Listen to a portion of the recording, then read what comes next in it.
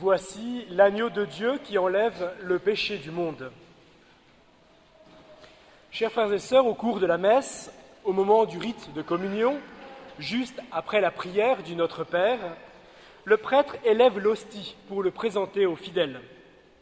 C'est là une invitation formelle pour tous à reconnaître humblement le Christ qui s'offre à nous, en son corps, pour notre salut, pour notre libération. En effet, le Christ est le seul à pouvoir nous sauver. Le Christ, vrai Dieu et vrai homme, est l'unique, absolument l'unique, qui nous donne accès, par sa mort et sa résurrection, à Dieu, le Père. Jean le Baptiste avait rendu ce témoignage « Voici l'agneau de Dieu qui enlève le péché du monde ».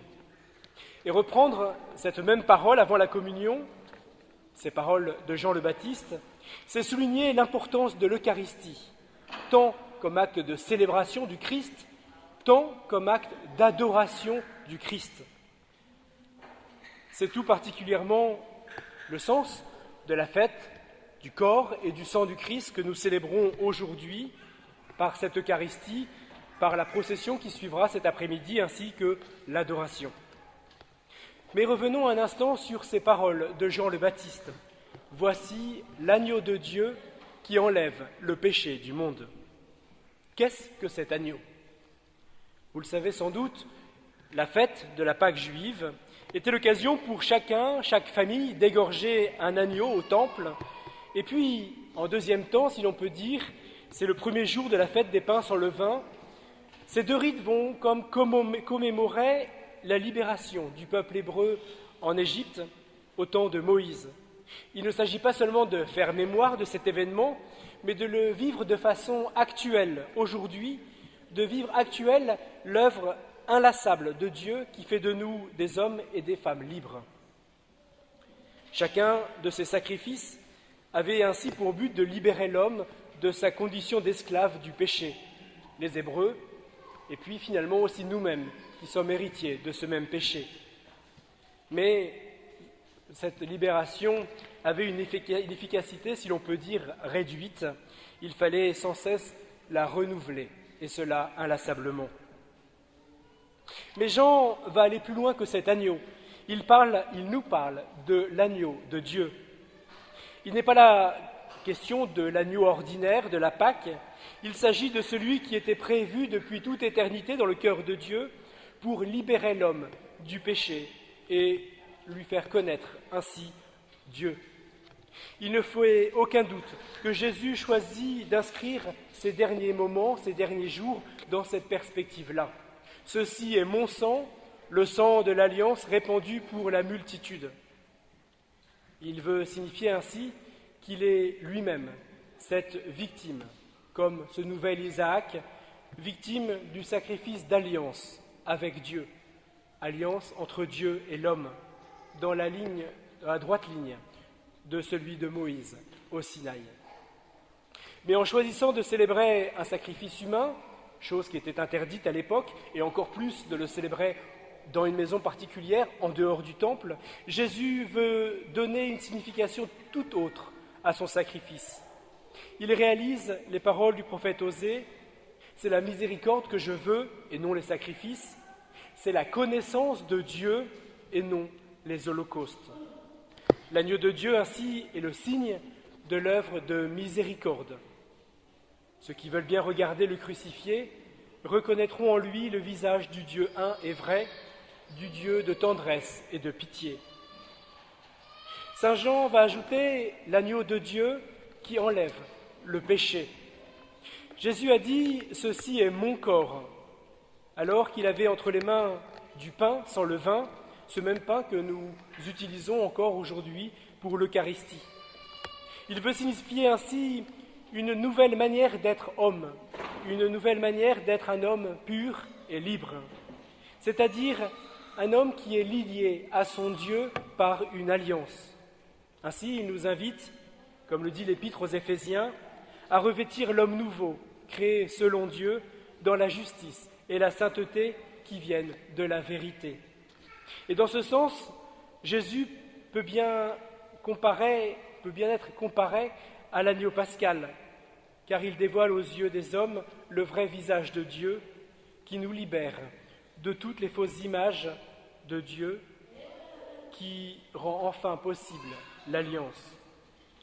Une fois cette alliance consommée sur la croix, Jésus rend son sacrifice non sanglant sur l'autel actuel et efficace encore aujourd'hui.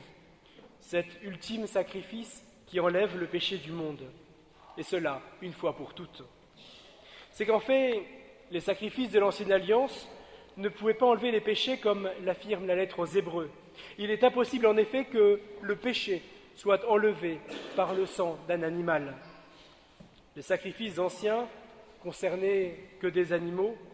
En revanche, Jésus, l'agneau de Dieu, lui, a été immolé de par son sacrifice personnel.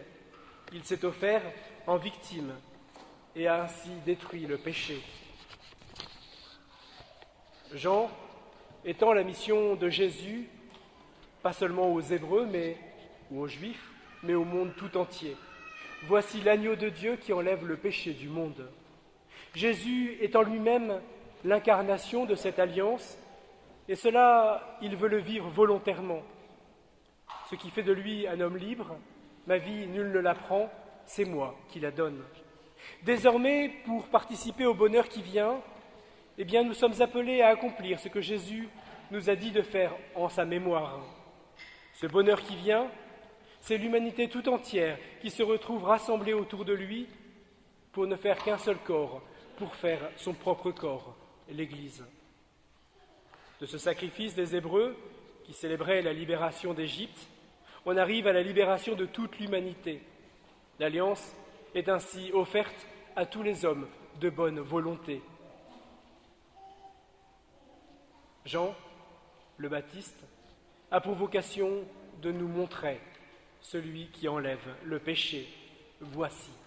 Voici l'agneau de Dieu qui enlève le péché du monde.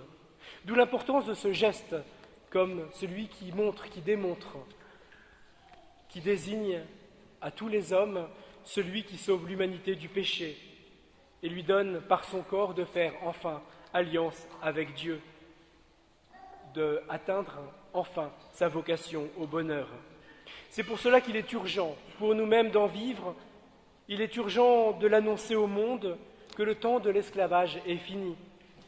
C'est pour cela l'unique raison pour laquelle nous célébrons cette Eucharistie.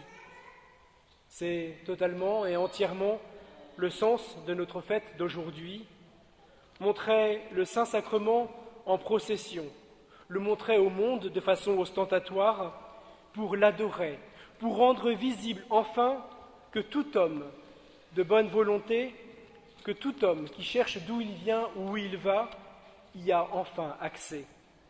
Et cela entraîne en nous deux attitudes.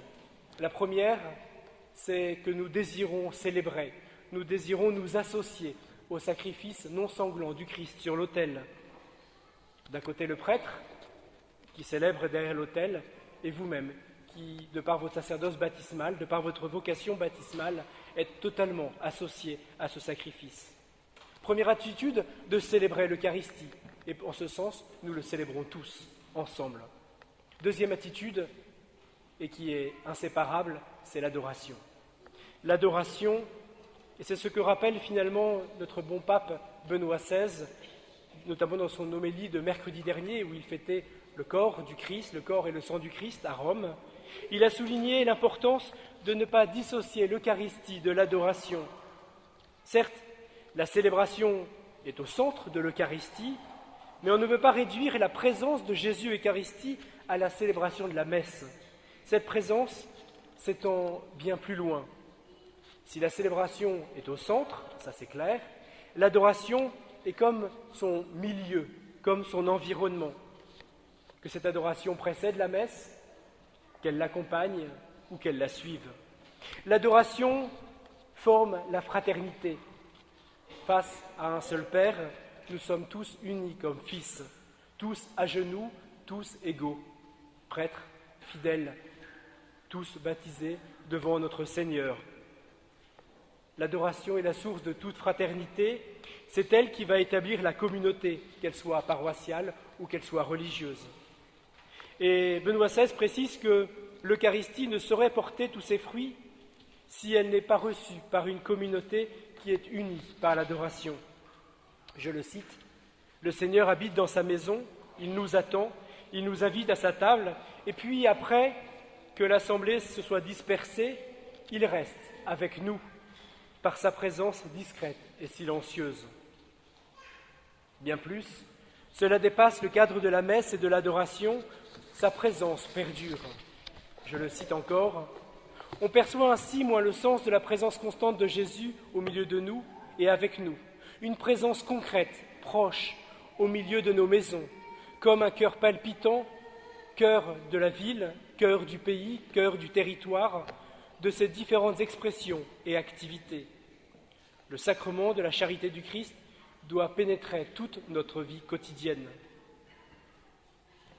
Benoît XVI souligne encore que le caractère sacré, c'est-à-dire mis à part de l'Eucharistie, est exigeant et que l'observance rituelle ne suffirait jamais. Il faut la purification de notre cœur et l'engagement de toute notre vie. L'adoration et la célébration impliquent notre conversion.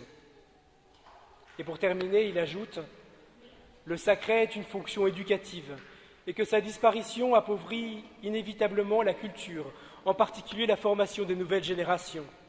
Et si par exemple, au nom d'une foi sécularisée qui n'ait plus besoin des signes sacrés, une maman ou un papa qui, au nom d'une foi désacralisée, priverait leur enfant de tous les rituels religieux, ils finiraient en réalité par laisser le champ libre à tant d'ersatz présents dans la société de consommation, à d'autres rites, à d'autres signes qui pourraient devenir plus facilement comme des idoles.